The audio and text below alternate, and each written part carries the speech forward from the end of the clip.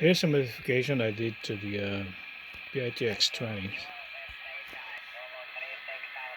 So if you watch my real post, I removed the 24-volt regulator with a heatsink and now replace it with a switch mode boost converter.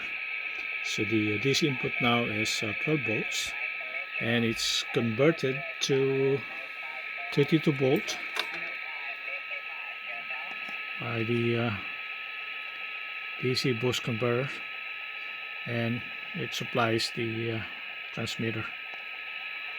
So the 12 volt input also supplies the rest of the circuit.